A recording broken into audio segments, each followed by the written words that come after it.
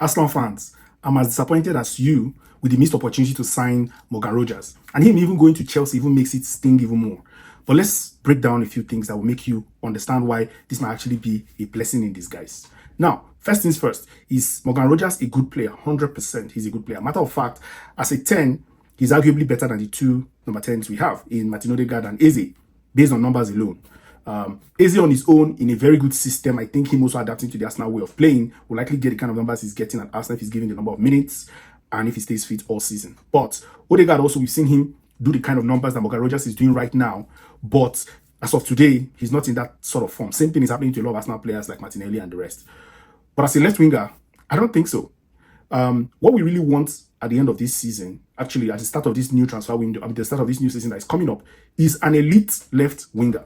And this is not the first time Arsenal have, or Mikel Arteta actually, has tried to sign a player, a multi-purpose player, and it didn't really go well. So let me tell you about one of the instances. When we signed Kai Havertz in 2023, I think, he was supposed to be, what we really needed at the time we signed Kai Havertz was a centre forward. We only had Gabriel Jesus, and when we missed out on the Premier League title that year, it was clear that we needed a centre forward that was fit for purpose, somebody like Gyökeres. But for some reason, Mikel Arteta overthought the situation and went for a player who was neither a good centre forward or a good number 8. So the argument at the time was he can play as a number 8, he can support, in the midfield, and also as a striker. But he was not proven as a striker. So for 2 years, Arsenal also missed out on the title. We missed out on the Premier League title 2 more times, simply because we did not get the exact centre forward we needed. And then by the time we eventually got Gyökeres, we won the league. That looks like exactly what's happening with Morgan Rogers. You're trying to solve the problem on the left wing. You're getting a player who is not necessarily a left wing winger. He's good in the midfield, but even in the current Arsenal situation right now, Martin Odegaard might be starting ahead of him, or they will be substituting themselves. Then what do you do with Eze? So you're not really solving the problem. What makes it even worse is when you are now trying to spend 117 or 120. At the time, they were even quoting 130 million pounds. In fact, the first time I'm hearing 117 million pounds after Chelsea had closed the deal. So with Aston Villa and Arsenal negotiation, it looked like Aston Villa were adamant on paying the fee, or you just leave it. 130 million pounds, which for me is ridiculous. In fact, the 117 is also ridiculous.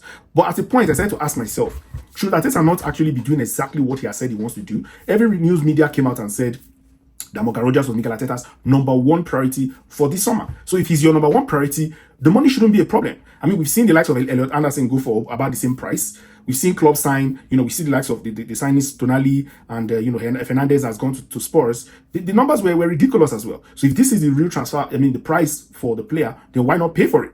However, even if you paid for Morgan Rogers at that price, does it really solve the problem?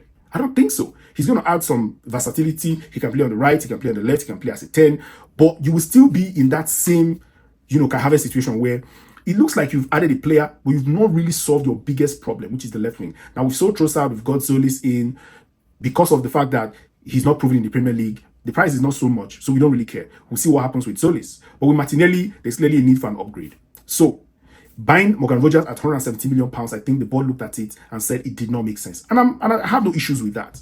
Where I'm likely going to have an issue is if after they've passed on this opportunity, we end up still not getting an elite left winger. And when I say elite, there are very few of them that check that box in the market. I'll tell you that the likes of, so I'm talking about the likes of Vinny Jr. At the least. I'm hearing that we're linked to the likes of Yan Diomande. I don't really rate him as a person. So that's that profile of a player. There's Vinny Jr. and a few people like that. That sort of profile is the only type of profile that I will accept if we're going to pass on the likes of Morgan Rogers. So if Arsenal get that kind of player, or we get, Julian Alvarez, and then of course get a Bruno Guimaraes in midfield, all will be forgiven. But if Arsenal, after all these delays and passing on the likes of, the deals like the one we passed on to Manchester City, we took that. Sandro Tonali, we could have signed him because I heard at the beginning of the transfer window that Tonali was Mikel Arteta's #1 midfield priority. We missed out on that because of his wage demands and the price tag. Now we've missed out on Morgan Rogers. So if Arsenal keep skipping over deals and saying that it's inflated, and we end up not paying by the time we've at least identified the right player. Say, for example, we have to pay 120, 130, 140 million pounds for Julian Alvarez. If we have to do it, we have to do it. If we have to pay a little bit over the odds, over the top for somebody like Bruno Guimaraes, we have to do that. So I understand, okay, you say Morgan Rogers is not the exact profile of the player you want. That's fine.